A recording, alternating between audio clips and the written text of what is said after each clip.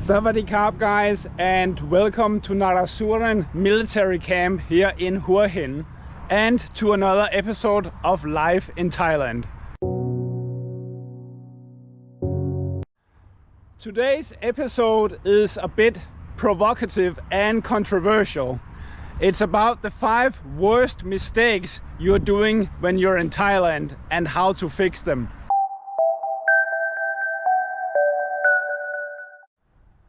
Now, most people don't really like when their mistakes are pointing out to them, and it can be hard to acknowledge when you are making a mistake. In my experience, when some people are arriving at Thailand International Airport, they leave all sense and logic at the airport, only to be picked up when they come back and fly back home. Welcome to Thai Vibes.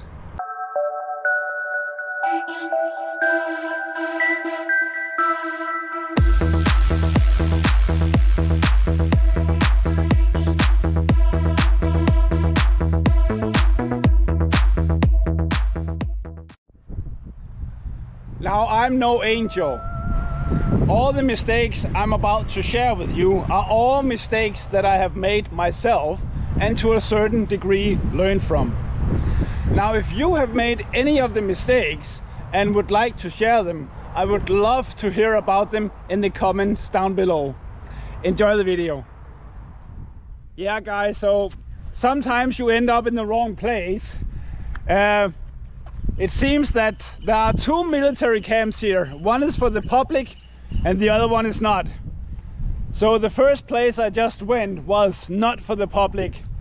So I just got kicked out by a very big and muscular MP who politely told me that I was not allowed to be there and politely threw me out. So hopefully I am in the right place right now. So let's continue on with the video. Mistake number 1, driving a motorbike without a helmet.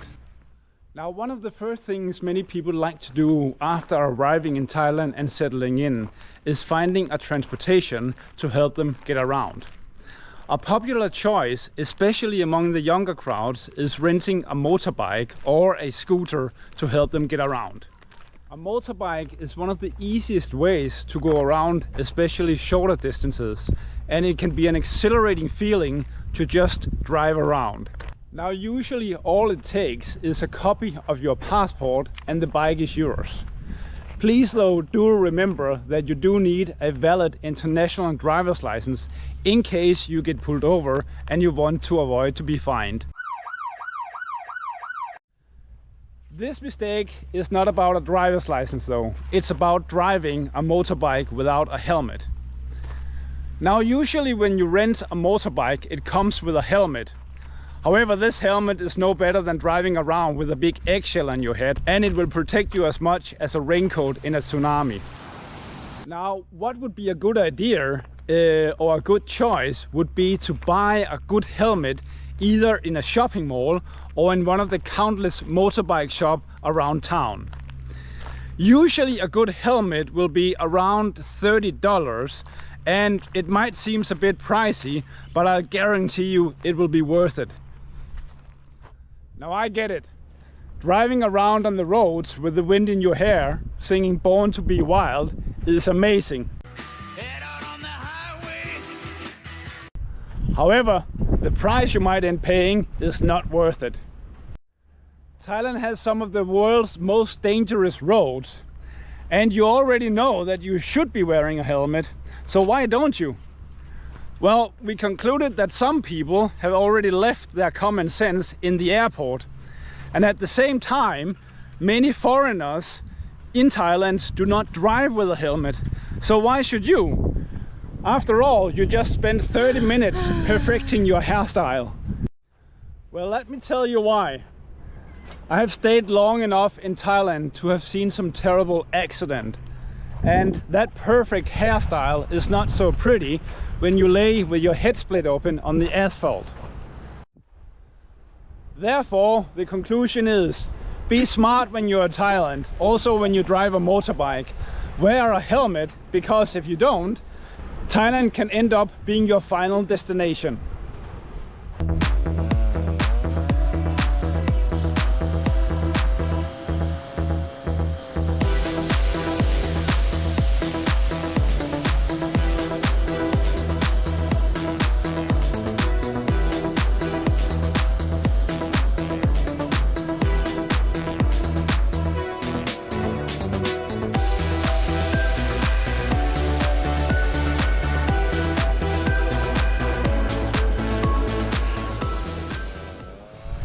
Mistake number 2, dating a bar girl. Yes, this is probably one of the most talked about subject when you think about Thailand, and will be for a long period of time.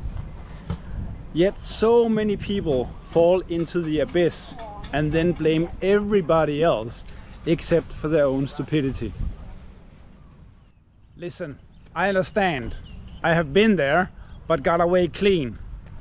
So let me share this with you as clearly as I can, based on my own experience. Bar girls are selling the most sought after commodity in the entire world. They are doing it in a very hard environment, often ruled by powerful people, and have to deal with so much shit on a daily basis. Often they don't care too much about themselves, but more about their family and how they can support them. Bar girls are some of the best sellers in the entire world, and often in a very competitive environment. They will go for max profit and that's it. If you choose to marry one and maybe buy her a house after a few months, well, then that's jackpot, baby. Of course, there are stories about a prince that rescued the lady in despair. However, 99% of the time it will not work out, so why do you do it? Going to the bars to get a lady of the night should be a business transaction, nothing else. Get the lady, treat her with respect and be nice to her and have a good time. And when it's time to leave, pay her and leave with a hopefully good memory. You have been warned. If you want a proper girlfriend, then look outside the neon lights and prepare for a long fight. Just like in the rest of the world, success comes at a price of struggle and pain, but that's life, and in the end, it will be worth it.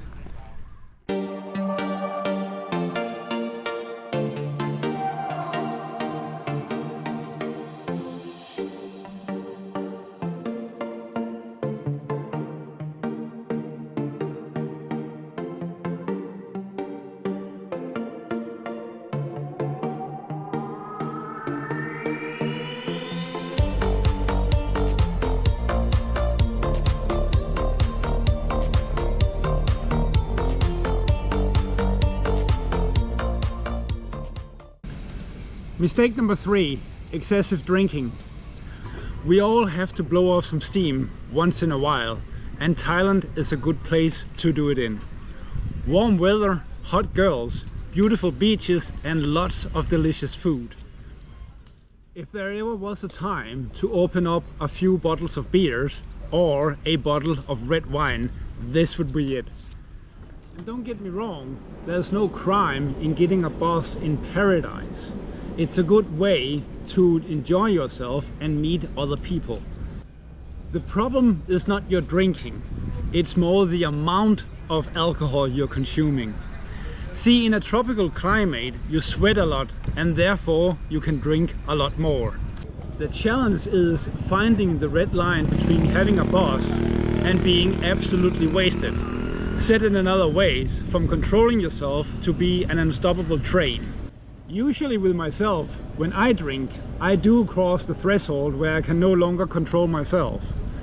However, I do not get violent or unpleasant with others. What happens to me usually is that when I drink too much, I get very, very tired, and then I fall asleep until someone carries me home.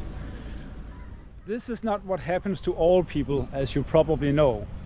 Some people become jerks and sometimes violent. Now, picking a fight in a country where Muay Thai is the national sport is not a very good idea. And I have seen plenty of foreigners going down to an elbow or a knee to the ribs. Therefore, please try to control your alcohol, drink a lot of water and don't be an asshole. Mistake number 4, the sun. Now, I grew up half albino, which meant that I got scalded just by looking at someone lighting a cigarette. Living in Thailand has taught me that the sun is dangerous, and many times I forgot to protect myself, which left me incapacitated for a few days. cooking yourself at the beach or at the pool is not something that I would recommend. And if you're going on a longer trips, please take the necessary steps to protect yourself from the sun. Do yourself a favor and use lots of sunscreen. And if the accident happens and you do get scalded, then use stuff like coconut oil or aloe vera. Those are some of the magical ointments of Thailand that can drastically reduce your downtime. Mistake number 5, complaining. After I left the bar scene many moons ago and started to live a normal life in Thailand, I started to notice a trend among foreigners. They like to complain. This has been one of my biggest mistakes and one of the hardest things to get rid of. Many times I find myself in a bad situation because I complain, and my better half keeps reminding me that I have to learn to control myself.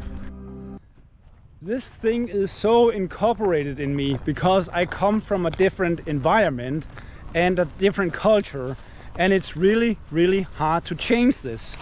And this is something that I see for many foreigners. Now, don't get me wrong, you have to stand by your principles, especially if it's something that can affect your life. However, it's the small things that I'm talking about, things that doesn't really matter, like the man in the pharmacy giving you a wrong brand of headache pills, you get a water instead of a beer at your local restaurant, or you get your $5 t-shirt destroyed at the laundry. See, I think that if people come from a place with security, with financial help, for example, for the government, and an easy way to find food and get a roof over your head, it's easier to complain about things that's very small or doesn't even matter. Denmark is one of those places, and you really have to mess up if you cannot get food on your table every single day. We are a strange species that like to complain, and I think that the more we have, the more we like to complain.